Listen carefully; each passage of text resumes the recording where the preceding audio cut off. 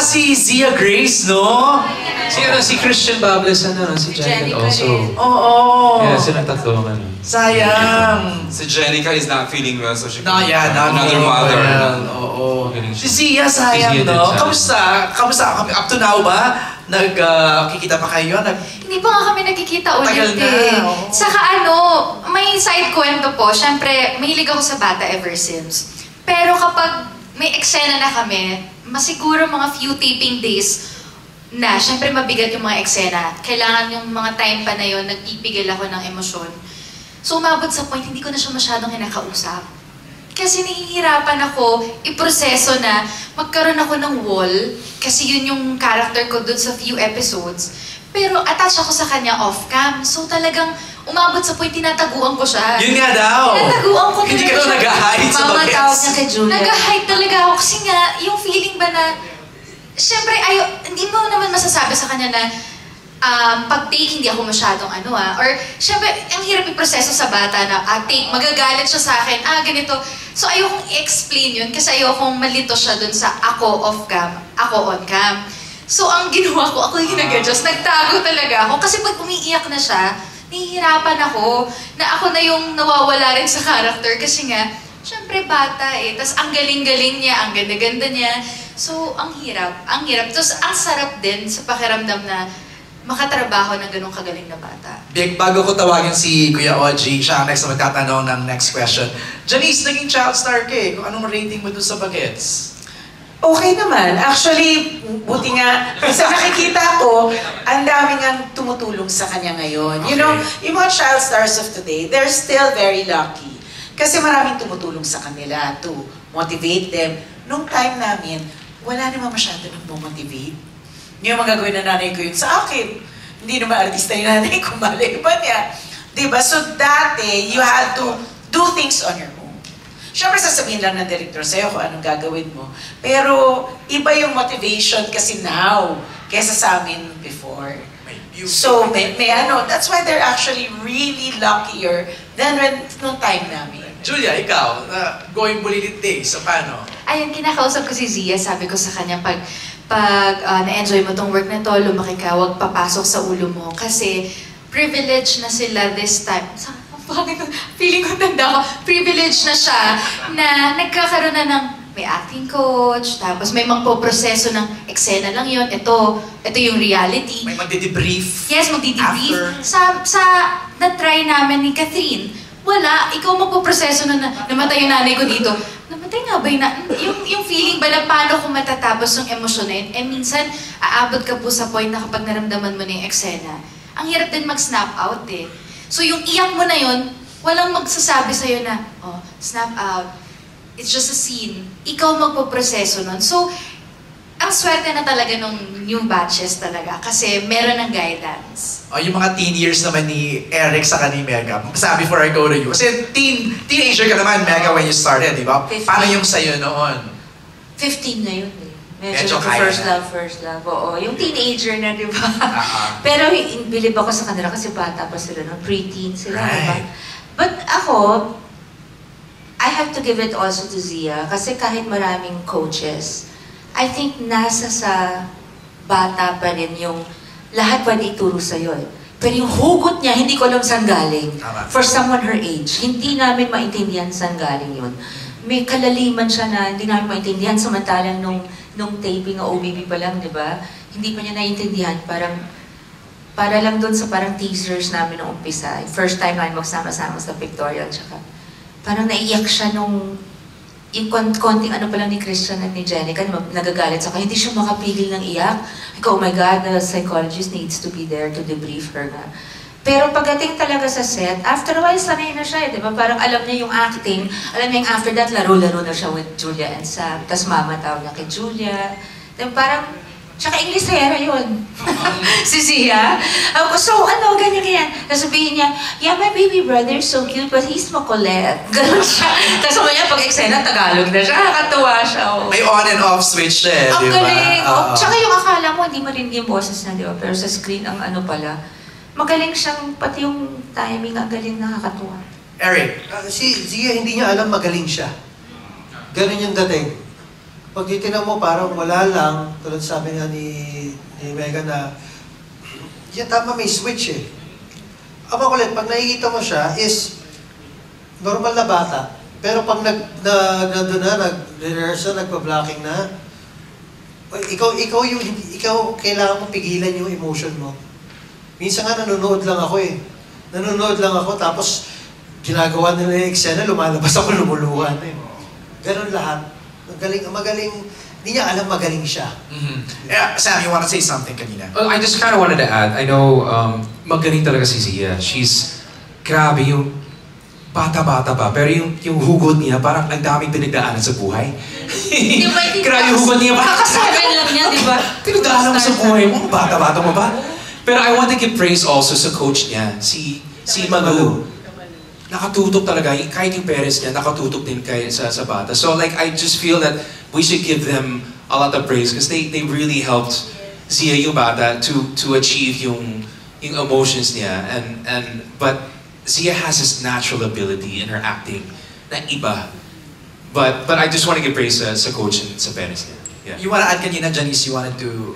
Ang masarap kasi sa bata sa age ni Zia, madali yung switch on and switch off. Yung pag nag-emote siya. Pero pag nakarinig na ng cut, okay na. Bata na uli. Oo, natural na uli siya. Alright. Oy, thanks for sharing ha. Saya. Kahit wala si Zia dito, naramdaman namin yung greatness niya, no? Bilang child actress. Okay. Mga OG Diaz. MJ, bago lang yung si OG magtanong. MJ, alam mo naman how much we appreciate... OG pala. How much we appreciate you. Gabi-gabi mo ka. Every time na magda-drop ang episode sa Visa. Nagpo-post ka talaga na, thank you from your Dreamscape family. Basta may additional yan, Eric. Wala sa akin ang budget. Oo, tayo katabi mo. Seriously, OG, salamat. You have no idea how much the management of Dreamscape and ABS-CBN Studios appreciate you. Oo. Pag hindi mo maganda, wala kayong maririnig sa akin. Actually. Hindi, maganda kasi napakaganda nitong Saving Grace. Gusto ko lang papurihan yung buong cast. Lalo na syempre, yung bata. Kasi kung hindi mo magaling yung bata, hindi rin naman ako iiyak. Diba? Napakahusay nung Zia. Kaya hinanap ko sa Facebook at finrend ko siya. Yung nanay at tatay. Oo. Pero... In-accept naman yung in-accept. Actually, sila lahat magagaling. Anyway, kahit wala dyan, napakahusay, eksakto yung cast. Talagang si Samuel B, for example, talagang mararamdaman mo kay Sam yung talagang tinatry niya yung Tagalog na diretso. Nagawa mo naman, Sama. Thank you. Ano mo? Ano ang may regret ka ba to? Nagawa mo? Ayaw niya manood. Ayaw mo I never watched Sorry. myself. Ha? I never watched myself. I Totoo? haven't watched Saving Grace. Sabi ko panoorin niya kasi Ay, ang magaling galing siya. mo! I can't watch. I don't know. Ako yung tipong hindi ko kaya nag-cringe panoorin ka, yung sarili ko. ganon? Talaga? Yeah. Paano mo malalaman kung ano yung mga sinasabi namin Kung mga papuri? magsasabi sa akin, magaling ka sa Saving Grace. Oo. Doon ko So, malalaman na pwede okay. mo nang panoorin. Pwede. Si Eric mahusay din. Thank you, pare. Oo, alam mo na. I love you too. Alaga ko yan, Sharon. Hindi, Miss Sharon, ayan. Mare, ayan. First time mo sa serye. Na drama, oo. Oo. Sa ABS, Dreamscape. Correct. Hindi ka naman nagkamali, ABS eh. So, naman. sino yung naging peg mo rito bilang si Miranda? Sinong broadcaster? Si Karen, si Corina, si Mel Champo, si... Halo kasi. O hindi po kasi si Corina at saka halong Oprah na Barbara Walters, parang gano'n kasi iba yung role naman. Hindi siya purong Oprah, hindi rin siya Corina. Binumention ko lagi din si Corina, tsaka si Barbara Walters, tsaka si Oprah. Kasi parang ano siya, di ba? Halo-halo siya. Tapos guidance ng mga direktor ko na ito nga, ganyan. So medyo, yun, kasi iba lang, iba yung atake. Mas mahilig siya mag-implode kaysa mag-explode. Oo. So may tanong ako sa inyo, kung sino ang anong ugali ni Zia ang sana ay ganun din ang anak ko.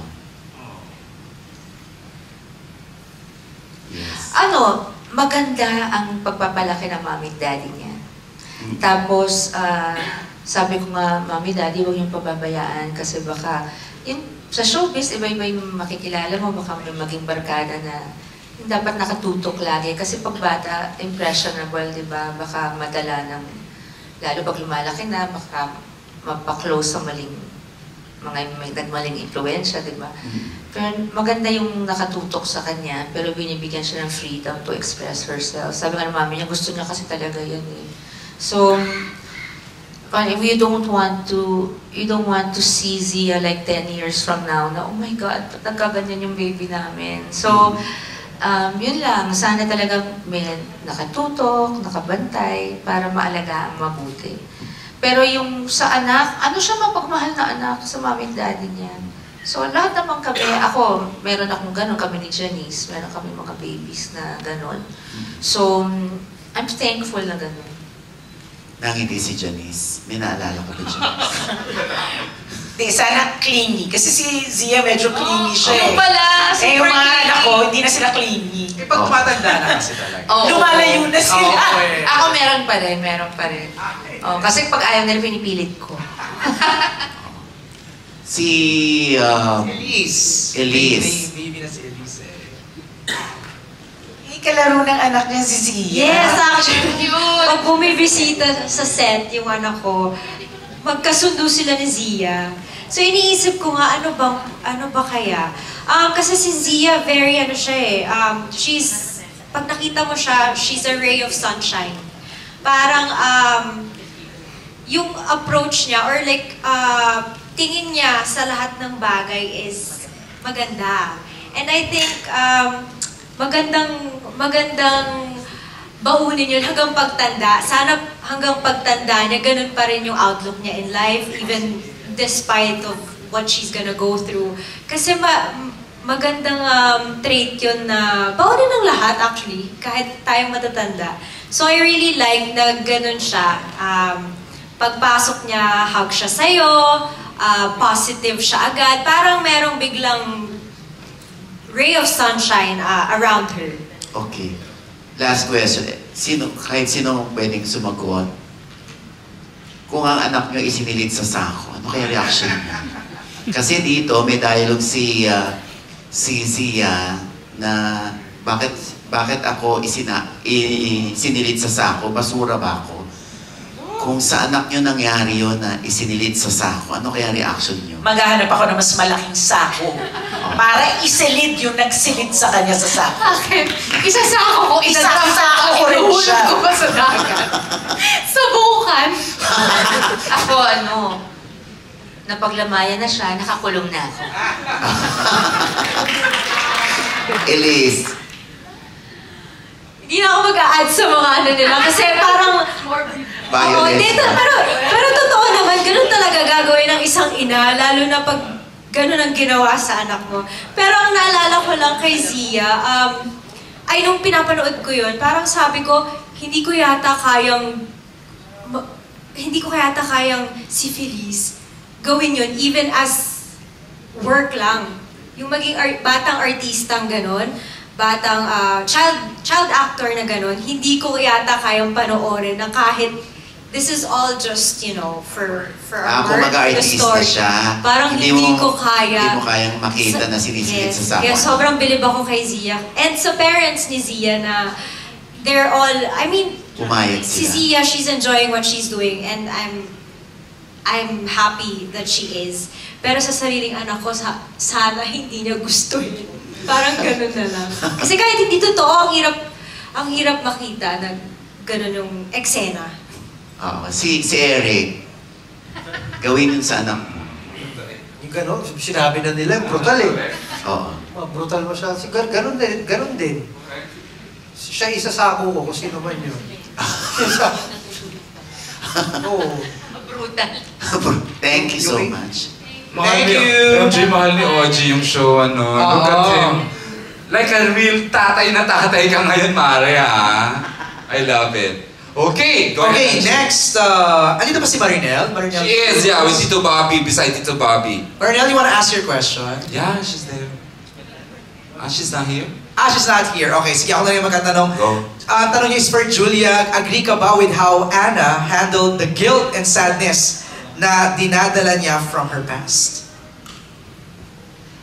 Hindi ko masasabing agree po, pero I totally understand kung paano niya rin pinrocess. Kasi nga, siguro tayo sa Pilipinas, sanay tayo na hindi masyadong ma-express. May mga families na hindi ma-express. With Anna kasi, hindi niya rin alam kung paano i-express yung feelings niya. Parang laging may fear of acceptance or matatanggap ba, hindi ba to marireject? Tama po yung rejection na kapag sinabi ko to, tama ba? Am I enough? Madami mong questions eh. So parang yung naging reaction niya na lumayo na lang, parang yun yung tingin niya kasing better decision para wag rin siyang makasakit ng iba. Kasi parang siya yung nasasaktan. So parang kesa makasakit ako sa sasabihin ko, lalayo na lang. That's why sinabi ko yun, kasi feeling ko ganun yung personality ko rin in real life. Parang ang tingin ko po, kesa makasabi ako ng ire-regret ko, kasi parang feeling ko masakit ang salita kapag nasabi mo na kasi ang hirap bawiin nun. More than the physical. Pero hindi ko sinasabing okay din ang physical. So parang ganun siya. Kaya yun yung ano. Thanks, Julia. Ang next question is for Mega. What do you appreciate about Miranda when it comes to fashion sense and how she handles herself under pressure? The fashion of Miranda, actually kaming lahat, nasa production design, sa wardrobe design. So, parang yung kanya is feminine pero authoritative. Oo. So, Lady boss. Lady boss, oo. So, okay, bagay sa character. Ako kasi hanggang ngayon, bully ako eh. Kasi yung character, yung pag-handle niya, sanay na siya dahil yun ang trabaho niya eh. Pero yung sarili nga niya, kaya in the end, sumabog na rin din. Okay, we have a question here from Jay of Certified Kapamilya. Jay, are you here? I'm Jay before si Jay. May social media lang. This is for Go Sam. Sam, this teleserye coincides with your 20th year anniversary showbiz! 2025? Oh my gosh. How does it feel being the reliable leading man that you are? Sinasabi ko si Julia Montes. Go ahead, Julia. Opo, 9 years old pa lang po ako artist. Oh my gosh, wait. Uy, Julia, 25 years ka na. Nauna ka, Charles Star ka. Kinukwento ko po sa Parang kanya naging kasi age ko eh. dito sa ABS, dito kami lagi sa Studio True, 4 eh. tuwing Sabado. Tapos peak na peak ng PBB, lalabas sila dyan. correct. So may mga co-actors ako na nawawala, lumalabas dito sa PBB house. Nag-aabang sa paglabas Sa kabaliwan house. kay Sam. Kasi nga yun yung nagtitaping pa kami dito ng Going Bulilit. Yung peak na Everyone peak. was nabaliw kay Sam. Yes. Pati si Miss Jane, di ba? Parang the whole family yata. Tirsola, Lynn, di ba? Lahat tayo were... Hindi ba ikaw? Sorry na quote na. Dinagdag kita sa mga... Oo. Hindi, ang daming celebrities talaga ga-hook dito kay Sam Melby during his time sa PBB. Go ahead, Sam! 20 years! Yeah, it's hard to believe actually. It's been 20 years. First season in PBB. Very first season, not even teens, it was the very, very first season in PBB. It was 2005. At lumabas ako ng bahay ni Kuya was November 5 of 2005. So this year. bilis ng panahon. Oh. Actually, mahirap makapaniwala na it's been 20 years. And this year's been 20 years. But I'm so happy that my 20th year anniversary, I guess, this year, I'm doing such a beautiful project. And lalabas para sa mga Pilipino on TV. And you have I'm so proud of this project. It's such a beautiful project talaga. You have remained the most reliable leading man that we have in EBS. Thank you. Reliable and... Lagi yan. Good. Every time magkakasnay, laging andyan yung Samuel. Tsaka bait-bait. Thank you. Masarap kasama. Genuine. Kayo din po. Alright. Thank you. MJ, go ahead before may bibigay yata sa Aaron Domingo. Yeah, go ahead, Aaron. Nasa floor. Yeah, we have a question from the feisty Alex. Hi, si Alex! Hi, Alex! Alex Rosas is here. Hello.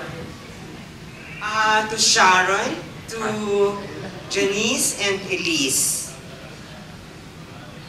What is motherhood not all about?